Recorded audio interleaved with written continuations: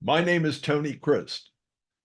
Uh, I'm just finishing celebrating my 75th birthday.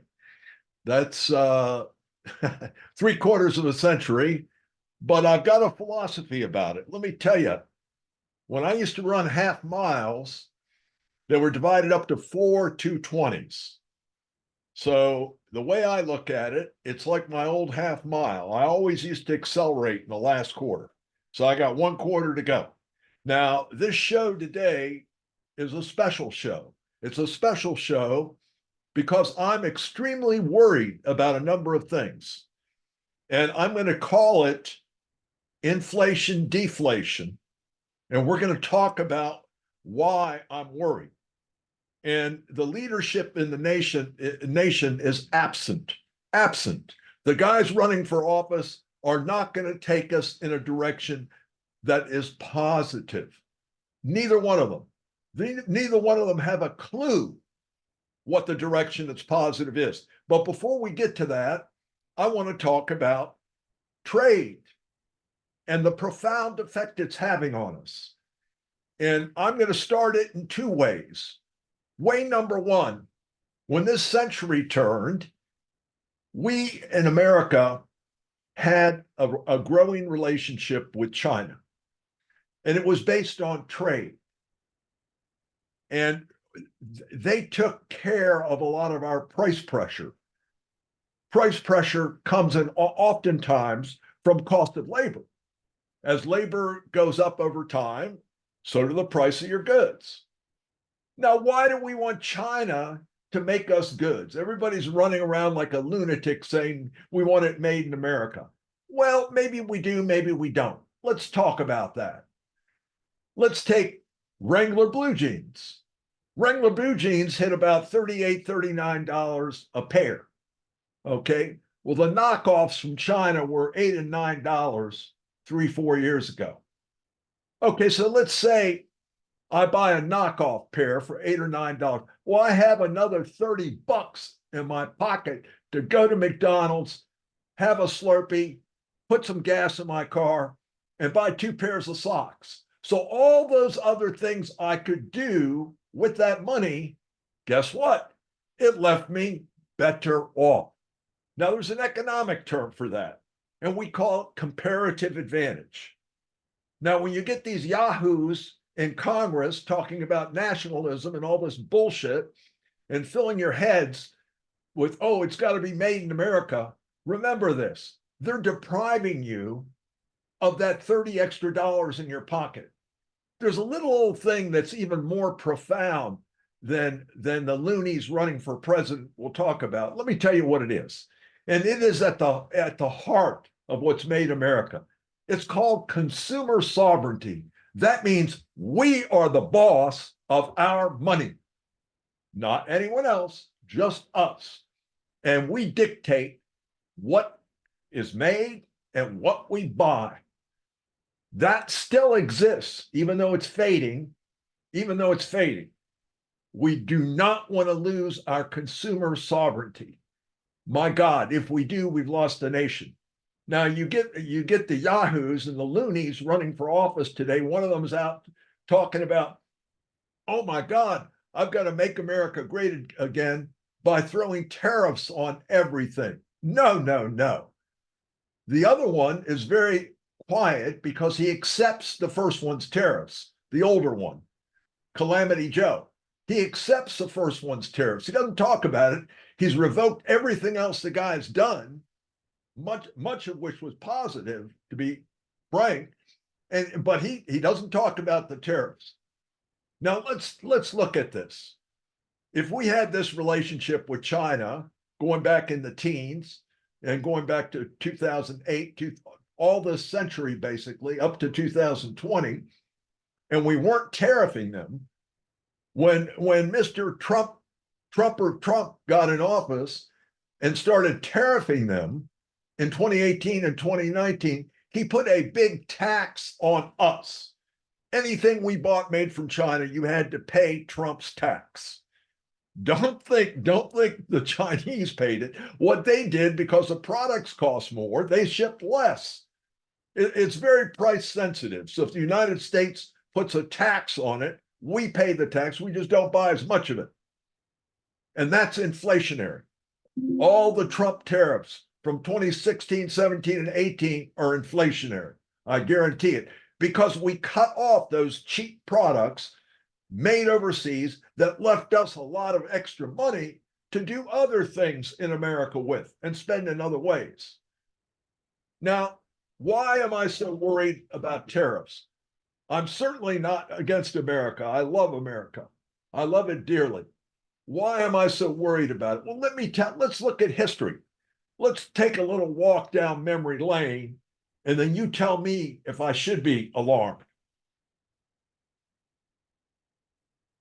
Back in 1930, there was this Yahoo president, Hoover, that passed the Smoot-Hawley tariffs.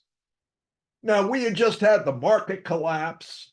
Okay, we'd had a number of banks gone under, and actually we could call the beginning of the Great Depression, which lasted 1929 to 1941. So why would he pass tariffs? What was the sense? Well, the Yahoo, the president at that time, and a group of his cronies thought they wanted to put tariffs on others to protect our manufacturing and our farm products. Whoa, how stupid can you be? So they put tariffs on them. Now, that really got everyone mad in the world. Okay, it's not a trade relationship with a foreign country is a connection. It's an important connection. It comes with respect. You know why? Because both parties are left better off. And they think well of the other. There's nothing wrong with trade. We'll get to the security issues later that Biden and Trump harp on all the time, the two loonies. It's not a bad thing. It's made America. It's made us great. And we focused on things that we're good at. And we are good at very many things. And many places demand our products. So Smoot-Hawley came into being, and everybody got angry with us, extremely angry with us, because we passed Smoot-Hawley. And it upset a lot of things. We started producing more farm products. We actually produced in excess, and the prices of farm products started to drop with everything else because we were in a deflationary spiral. And Smoot-Hawley didn't help at all. So what happened between us and Japan? In addition to restrictions and tariffs, we reduced foreign purchases and we cut off all of Japan's expansion of airfields in Indochina, just out of the blue. Japan was on a spree. It was growing, much like China is. And in 1941, July, we cut those off. Now, prior to that, we had already pissed them off. Let me tell you why. We stopped all iron and all iron and steel exports to Japan out of nowhere. They were dependent on us. They were paying us good money. But our government was too wise. We were in the middle of Smoot-Hawley, and we wanted to penalize them too. Well, we did. Okay, we penalized them. We ticked them off. After that, we put on an embargo, and on August 1 on Indochina. So they had an embargo on top of having their steel and iron cut off back in 1939. And guess what happened on December 7th? Oh, a little old thing called Pearl Harbor. Ha, guess what? We were invaded.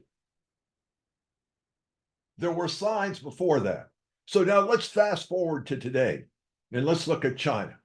China is in a war with us. And it's a very treacherous war, but we should not cut off certain areas of trade. For example, if they can make electric vehicles at $9,000-$10,000 a vehicle, maybe we ought to let them make it. What we ought to do is we ought to stop all the drugs coming across the Mexican border. Now, neither Trump or Biden did. Biden's doubled it. We're losing over 100,000 a year. When Trump left office, so he talked the talk too, but we were losing 70,000 humans a year to drugs being directly shipped from China to Mexico, where Chinese do the laboratory work to prepare them for entry into America.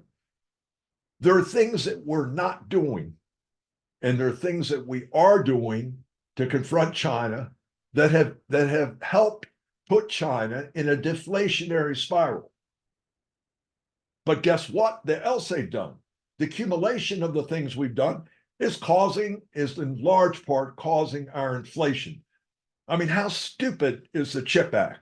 And you say, whoa, Tony, we have to do the CHIP Act. The CHIP Act, we need it because we can't have others making our chips. They're a strategic part of our economy. Let me tell you something. You're going to pay an American when you've got a Taiwanese, a very efficient way to make a chip, and you're going to pay an American to make a chip. You're going to pay 5 times the money, and that is even if they learn how to do it. Or you're going to wait for AI to do it. That's as stupid as the CHIPS Act is a very inflationary act. The Inflation Reduction Act, which was nothing more than a stimulus for Democratic senators to expand the Green New Deal, okay? Another $1 trillion being spent in artificial stimulus. Well, that's a joke. And that's what's pushing the economy right now. We're in a very artificial economy. Ask your congressman, if you ever do, when you're in a hole, when you're in a financial hole, what's the first thing you should do? They don't have an answer. Do you want to know what the answer is? Stop digging. Put the shovel down, for God's sakes. They don't get it. They're running a deficit that's increasing not by billions, 1 trillion every 90 to 100 days. We're going further in the hole, and they're arguing about how much to spend and where to spend it. Craziest thing I've ever seen. We're very much at the precipice of a fall, and nobody's paying attention. So basically, comparative advantages allowing the group in the world or the organization or people or individual that can do the job best, be it a product or service, to do it, and having trade so that other countries can take advantage of the fact that they can do it better than the other countries.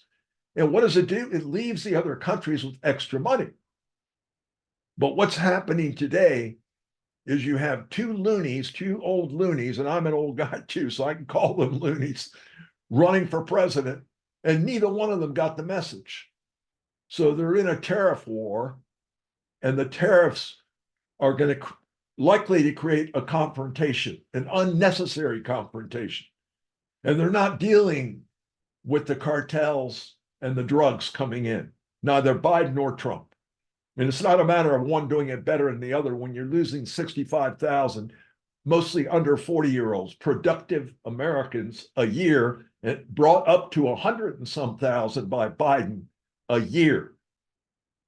Now, I certainly agree that we need to close the border, but none of them have come up with a plan on it either.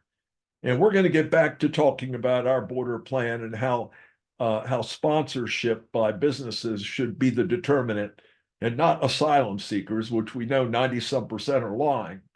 And so does the border guards and everyone else. It's just ridiculous. What's happening at the border is ridiculous. It needs to be closed, and we need to get sensible policies in place. We'll talk about that another week. But I'm very concerned as we're looking full barrel into an election. And I was very disappointed that No Labels could not come up with a candidate. I told them I'm willing to do it in a heartbeat. Not that I know what I had a plan to do it, but the two guys that are there are going to destroy America believe me, if anyone thinks Trump, who had 6 personal bankruptcies, will fix our financial imbalance, oh, ask them what they're smoking or drinking or both. It's crazy. And Biden is laughable. Biden, we'll be lucky if we're not in a war with Iran before we get to November. Biden's appeasement policies are doing nothing but getting us further and further into the hole. So, but the thing I worry about most is not the foreign threats, which there are many, the border, which is open and needs to be closed immediately. The thing I worry most is our inability to control our debt and the fact that we're fueling inflation with tariffs and we're bringing very expensive production back to America that's going to cost us an arm and a leg and raise our cost of goods, which incidentally is caused inflation. So China is going to have a very difficult time also because they're in a deflationary spiral, and that's likely to continue. So rather than help ourselves in that area with certain identifiable goods, we're in a free fall, and we send Janet Yellen, old Yeller, over there. What an idiot she is. We send her over there to lecture China on not to overproduce. Oh, really? And then China can cynically look back at us and say, well, you're tariffing us, you're restricting imports, you're doing this, you're doing that.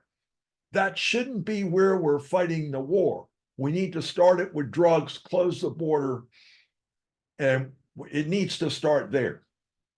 And we need to inform China very specifically what the rules of the game are and enforce them.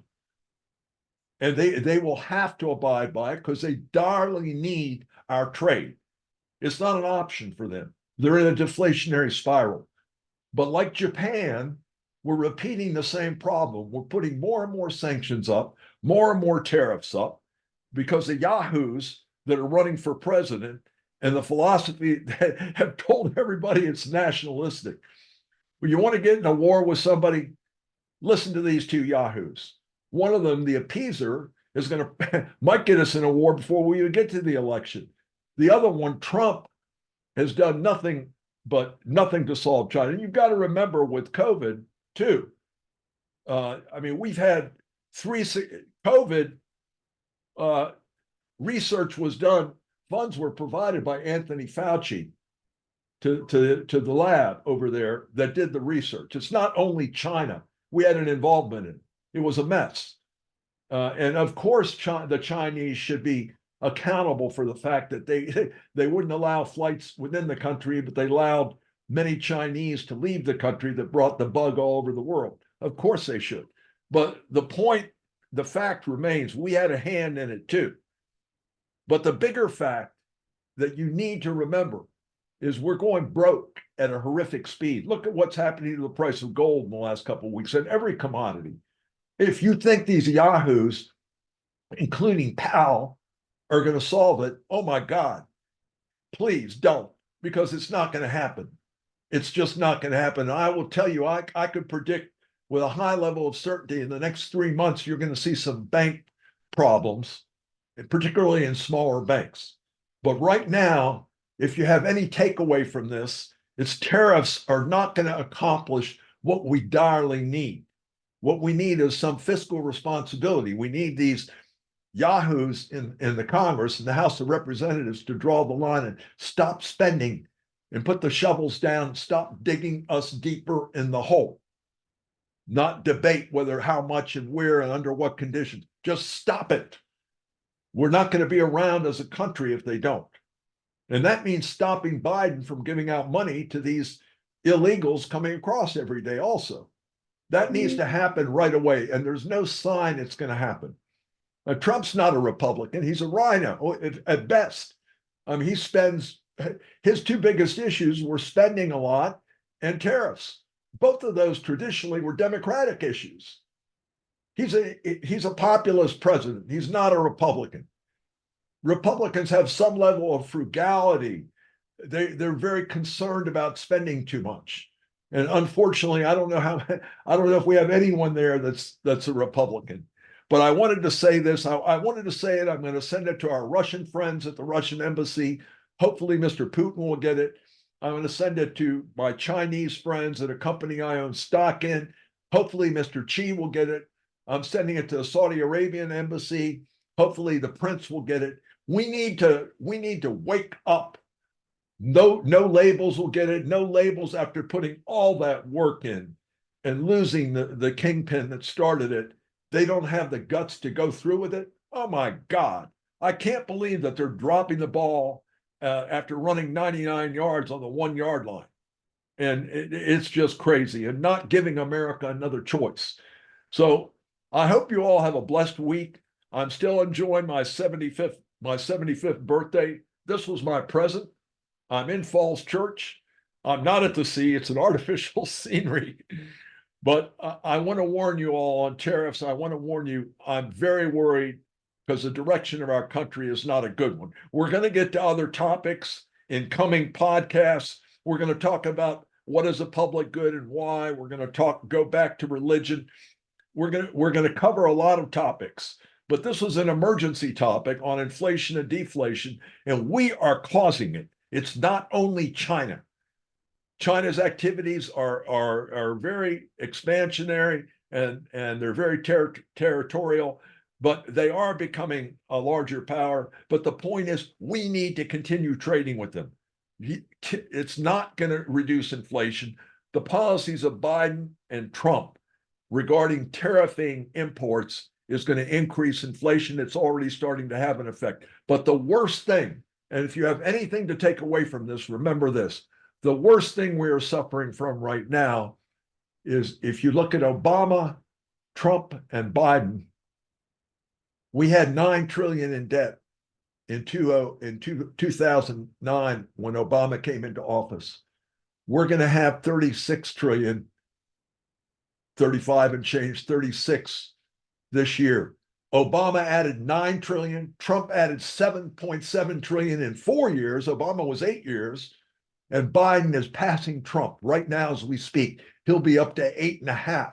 So in the 8 years of Biden and Trump, they'll have added over 16 trillion, almost 17 trillion of debt compared to Obama's 9. It's a disaster. We have to stop spending. It's going to be a painful process, but where we're going, it's unsustainable. It's an artificial stimulation of everything.